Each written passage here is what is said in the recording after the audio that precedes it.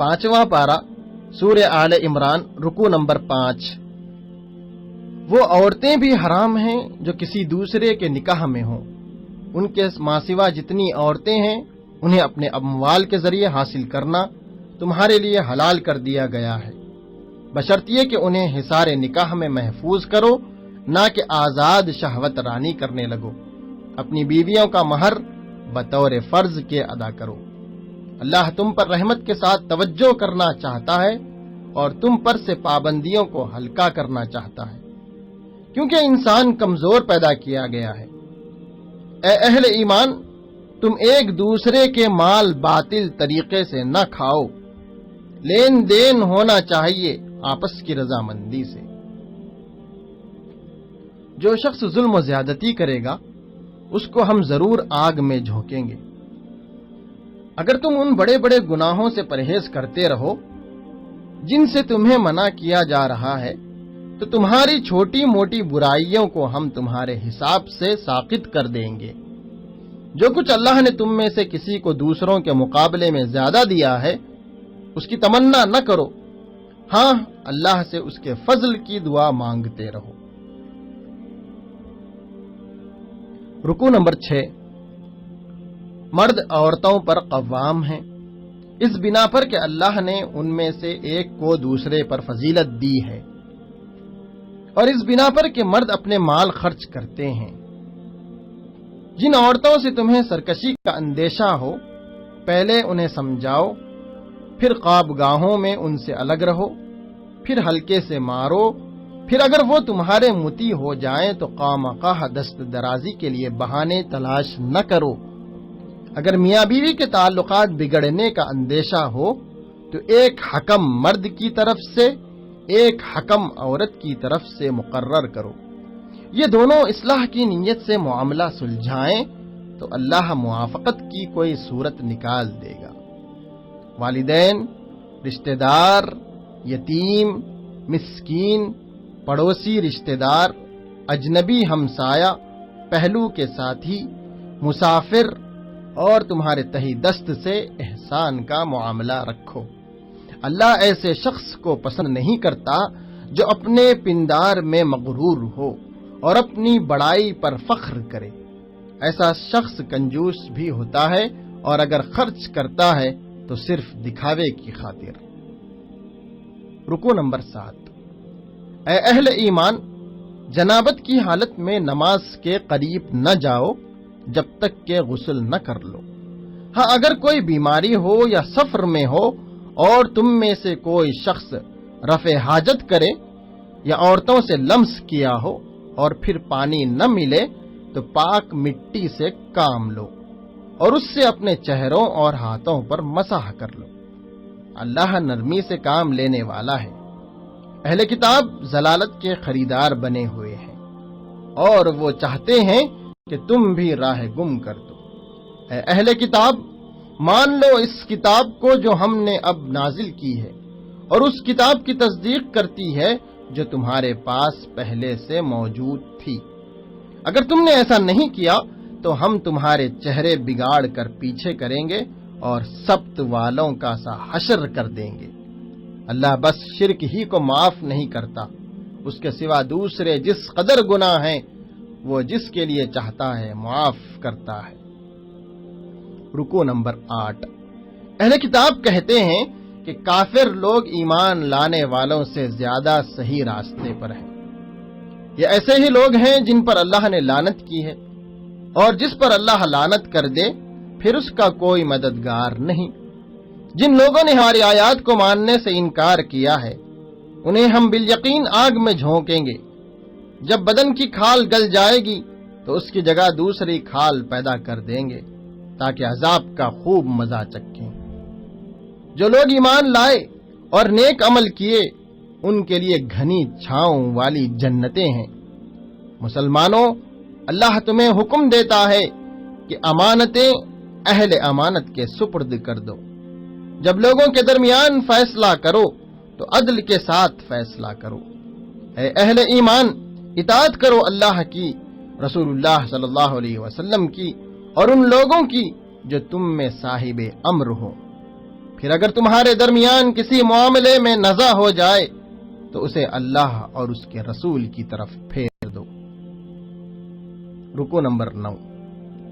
اے نبی، تم نے دیکھا نہیں ان لوگوں کو جو دعویٰ تو کرتے ہیں کہ ہم ایمان لائے ہیں، مگر چاہتے ہیں کہ اپنے معاملات کا فیصلہ کرانے کے لیے طاغوت کی طرف رجوع کریں، حالانکہ انہیں طاغوت سے کفر کرنے کا حکم دیا گیا تھا ہی نہیں۔ اے محمد صلی اللہ علیہ وسلم، تمہارے رب کی قسم، یہ کبھی مومن ہو ہی نہیں سکتے جب تک کہ اپنے باہمی اختلافات میں یہ تم کو فیصلہ کرنے والا نہ مان لیں، اور پھر جو کچھ تم فیصلہ کرو اس پر اپنے دلوں میں کوئی تنگی محسوس نہ کریں، بلکہ سر بسر تسلیم کر لیں۔ جو لوگ اللہ اور اس کے رسول کی اطاعت کریں گے وہ ان لوگوں کے ساتھ ہوں گے جن پر اللہ نے انعام فرمایا ہے، یعنی انبیاء، صدیقین، شہداء اور صالحین۔ کیسے اچھے ہیں یہ دوست جو کسی کو میسر آئیں۔ رکوع نمبر 10۔ اے اہل ایمان، مقابلے کے لیے ہر وقت تیار رہو۔ اللہ کی راہ میں لڑنا چاہیے ان لوگوں کو جنہوں نے آخرت کے بدلے دنیا کی زندگی کو فروخت کر دیا ہے۔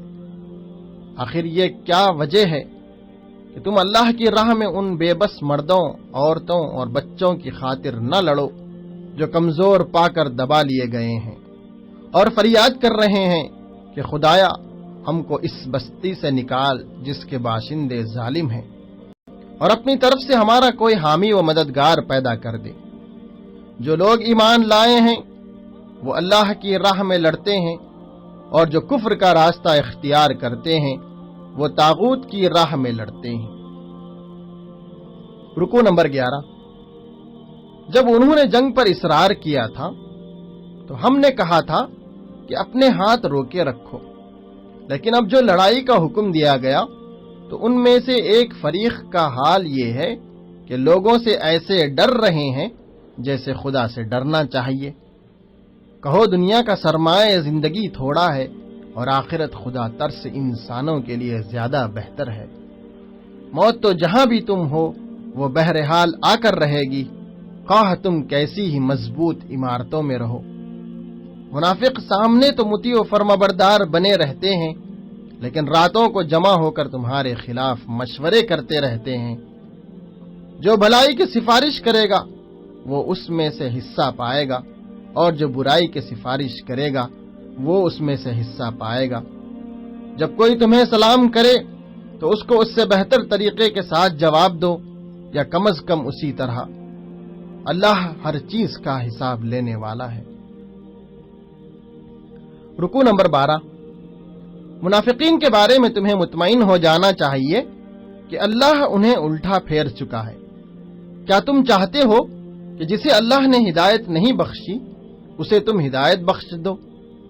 وہ چاہتے ہیں کہ جس طرح وہ خود کافر ہیں اسی طرح تم بھی کافر ہو جاؤ، لہذا انہیں اپنا دوست نہ بناؤ جب تک کہ وہ اللہ کی راہ میں ہجرت کر کے نہ آ جائیں۔ اگر وہ ہجرت سے باز رہیں تو جہاں پاؤ پکڑو اور قتل کرو۔ کچھ منافق تم سے لڑنا نہیں چاہتے اور تمہاری طرف صلح و آشتی کا ہاتھ بڑھاتے ہیں، تو ان پر دست درازی نہیں کرنی چاہیے۔ ایک اور قسم کے منافق وہ ہیں جو امن میں رہنا چاہتے ہیں لیکن فتنے کا موقع پاتے ہی کود پڑیں گے۔ ایسے لوگ اگر صلح پیش نہ کریں اور اپنے ہاتھ نہ روکیں تو جہاں وہ ملیں انہیں پکڑو اور مارو۔ رکوع نمبر 13۔ کسی مومن کا یہ کام نہیں کہ دوسرے مومن کو قتل کرے الا یہ کہ اس سے کوئی چوک ہو جائے۔ کوئی مومن کسی مومن کو غلطی سے قتل کر دے تو اس کے وارثوں کو خون بہا دینا ہوگا، اور ایک مومن غلام کو آزاد کرنا ہوگا۔ اگر غلام نہ ملے تو پے در پے 2 مہینے کے روزے رکھے۔ یہ اس گناہ پر توبہ کرنے کا طریقہ ہے۔ رہا وہ شخص جو کسی مومن کو جان بوجھ کر قتل کرتا ہے تو اس کی سزا جہنم ہے جس میں وہ ہمیشہ رہے گا، اس پر اللہ کا غضب اور اس کی لعنت ہے۔ مسلمانوں میں سے وہ لوگ جو کسی معذوری کے بغیر گھر بیٹھے رہتے ہیں، اور وہ جو اللہ کی راہ میں جان و مال سے جہاد کرتے ہیں، دونوں کی حیثیت یکساں نہیں۔ اللہ نے بیٹھنے والوں کی بنسبت جان و مال سے جہاد کرنے والے کا درجہ بڑا رکھا ہے۔ رکو نمبر 14۔ جو لوگ اللہ کے راستے میں ہجرت نہیں کرتے ہیں وہ دراصل ظالم ہیں۔ جب وہ مر گئے تو فرشتوں نے کہا، کیا خدا کی زمین وسیع نہ تھی کہ تم اس میں ہجرت کر جاتے؟ یہ وہ لوگ ہیں جن کا ٹھکانہ دوزخ ہے۔ ہاں، جو مرد، عورتیں اور بچے واقعی بے بس ہیں، نکلنے کا کوئی راستہ اور ذریعہ نہیں پاتے، اللہ تعالیٰ انہیں معاف کر دے گا۔ جو کوئی ہجرت کرے گا وہ زمین میں پناہ لینے کے لیے بہت جگہ پائے گا، اور جو اللہ اور اس کے رسول کی طرف ہجرت کے لیے نکلے پھر راستے ہی میں اسے موت آ جائے تو اس کا اجر اللہ کے ذمہ واجب ہوگا۔ رکوع نمبر 15۔ سفر میں نماز میں اختصار کر دو، خصوصاً جب تمہیں اندیشہ ہو کہ کافر تمہیں ستائیں گے۔ حالت جنگ میں نماز پڑھنے کا طریقہ یہ ہے کہ مسلمان 2 ٹکڑیوں میں بٹ جائیں، ایک مورچہ سنبھالے اور دوسری ٹکڑی امام کے پیچھے 1 رکعت نماز پڑھے۔ اس کے بعد دوسری ٹکڑی آئے گی اور دوسری رکعت کی تکمیل کرے گی۔ اس اثنا میں پہلی ٹکڑی مورچہ سنبھالے گی اور امام کے پیچھے دونوں ٹکڑیاں چوکنا رہیں اور اسلحہ لے رہیں۔ اس صلاۃ خوف کے بعد کھڑے، بیٹھے اور لیٹے اللہ کو یاد کرو۔ حالت جنگ سے اطمینان ہو جائے تو پوری نماز پڑھو۔ نماز دراصل ایسا فرض ہے جو پابندی وقت کے ساتھ اہل ایمان پر لازم کیا گیا ہے۔ رکوع نمبر 16۔ اے نبی صلی اللہ علیہ وسلم، جو لوگ اپنے نفس سے خیانت کرتے ہیں تم ان کی حمایت نہ کرو۔ اللہ کو ایسا شخص پسند نہیں جو خیانت کار اور معصیت پیشہ ہو۔ یہ لوگ انسانوں سے اپنی حرکات چھپا سکتے ہیں مگر اللہ سے نہیں چھپا سکتے۔ تم لوگوں نے ان مجرموں کی طرف سے دنیا کی زندگی میں تو جھگڑا کر لیا، مگر قیامت کے روز ان کے لیے اللہ سے کون جھگڑا کرے گا؟ وہاں کون ان کا وکیل ہوگا؟ اگر کوئی شخص برا فعل کر گزرے یا اپنے نفس پر ظلم کر جائے اور اس کے بعد اللہ سے معافی چاہے تو اللہ کو معاف کرنے والا اور رحیم پائے گا۔ پھر جس نے کوئی خطا یا گناہ کر کے اس کا الزام کسی بے گناہ پر تھوپ دیا تو اس نے بڑے بہتان اور صریح گناہ کا بار سمیٹ لیا۔ رکوع نمبر 17۔ اے نبی صلی اللہ علیہ وسلم، اللہ نے تم پر کتاب اور حکمت نازل کی ہے اور تم کو وہ کچھ بتایا ہے جو تمہیں معلوم نہ تھا۔ اس کا فضل تم پر بہت ہے۔ لوگوں کی خفیہ سرگوشیوں میں اکثر و بیشتر کوئی بھلائی نہیں ہوتی۔ ہاں، اگر کوئی پوشیدہ طور پر صدقات و خیرات کی تلقین کرے یا کسی نیک کام یا لوگوں کے معاملے میں اصلاح کرنے کے لیے کسی سے کچھ کہے تو یہ البتہ بھلی بات ہے۔ جو شخص رسول اللہ صلی اللہ علیہ وسلم کی مخالفت پر کمر بستہ ہو اور اہل ایمان کی روش کے سوا کسی اور روش پر چلے جبکہ اس پر راہ راست واضح ہو چکی ہو تو ہم اسے اسی طرف چلائیں گے جدھر وہ خود پھر گیا اور اسے جہنم میں جھونکیں گے جو بدترین جائے قرار ہے۔ رکوع نمبر 18۔ اللہ کے ہاں بس شرک ہی کی بخشش نہیں ہے، اس کے سوا سب کچھ معاف ہو سکتا ہے جسے وہ معاف کرنا چاہے۔ لوگ اس باغی شیطان کو اپنا معبود بناتے ہیں جس نے اللہ سے کہا تھا کہ میں تیرے بندوں کا ایک مقرر حصہ لے کر رہوں گا، انہیں بہکاؤں گا، انہیں آرزوؤں میں الجھاؤں گا، میں انہیں حکم دوں گا، وہ میرے حکم سے جانوروں کے کان پھاڑیں گے، میں انہیں حکم دوں گا اور وہ میرے حکم سے خدائی ساخت میں رد و بدل کریں گے۔ جس نے شیطان کو اپنا ولی و سرپرست بنایا وہ صریح نقصان میں پڑ گیا۔ انجام کار آرزوؤں اور تمناؤں پر موقوف نہیں، عمل ہی انسان کو نجات میں پہنچائے گا۔ رکوع نمبر 19۔ اللہ تمہیں ہدایت کرتا ہے کہ یتیموں کے ساتھ انصاف پر قائم رہو۔ اگر عورت کو اپنے شوہر سے بدسلوکی یا بے رخی کا خطرہ ہو تو کوئی مضائقہ نہیں کہ میاں بیوی آپس میں صلح کر لیں۔ صلح بہرحال بہتر ہے۔ نفس تنگ دلی کی طرف جلدی ہی مائل ہو جاتے ہیں، لیکن اگر تم لوگ احسان سے پیش آؤ اور خدا ترسی سے کام لو تو یقین رکھو کہ اللہ تمہارے اس طرز عمل سے بے خبر نہیں۔ ایک بیوی کی طرف اس طرح نہ جھک جاؤ کہ دوسری کو ادھر لٹکتا چھوڑ دو۔ اپنا طرز عمل درست رکھو، اللہ سے ڈرتے رہو۔ اللہ مالک ہے ان سب چیزوں کا جو آسمانوں اور زمینوں میں ہیں۔ اگر وہ چاہے تو تم لوگوں کو ہٹا کر تمہاری جگہ دوسروں کو لے آئے، اور وہ اس کی پوری قدرت رکھتا ہے۔ رکوع نمبر 20۔ اے اہل ایمان، انصاف کے علمبردار اور خدا واسطے کے گواہ بنو، اگرچہ تمہارے انصاف اور گواہی کی زد خود تمہاری ذات پر یا تمہارے والدین اور رشتہ داروں پر ہی کیوں نہ پڑتی ہو۔ فریق معاملہ خواہ مالدار ہو یا غریب، اللہ تم سے زیادہ ان کا خیر خواہ ہے۔ اپنی خواہش نفس کی پیروی میں عدل سے باز نہ رہو۔ اگر تم نے لگی لپیٹی بات کہی یا سچائی سے پہلو بچایا تو جان رکھو کہ جو کچھ تم کرتے ہو اللہ کو اس کی خبر ہے۔ جہاں تم سنو کہ اللہ کی آیات کے خلاف کفر بکا جا رہا ہے یا ان کا مذاق اڑایا جا رہا ہے، وہاں نہ بیٹھو جب تک لوگ دوسری بات میں نہ لگ جائیں۔ منافق تمہارے معاملے میں انتظار میں رہتے ہیں کہ اونٹ کس کروٹ بیٹھتا ہے۔ تمہارا پلہ بھاری ہو گیا تو کہتے ہیں کیا ہم تمہارے ساتھ نہ تھے، اور اگر کافروں کا پلہ بھاری ہو تو ان سے کہتے ہیں ہم نے تم کو مسلمانوں سے بچایا ہے۔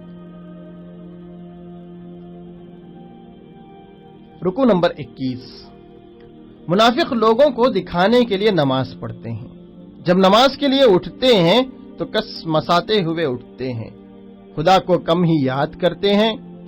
یہ کفر و ایمان کے درمیان ڈاواں ڈول ہیں۔ اے اہل ایمان، مومنوں کو چھوڑ کر کافروں کو اپنا رفیق نہ بناؤ۔ کیا تم چاہتے ہو کہ اللہ کے خلاف صریح حجت دے دو؟ یقین جانو کہ منافق جہنم کے سب سے نیچے کے طبقے میں جائیں گے۔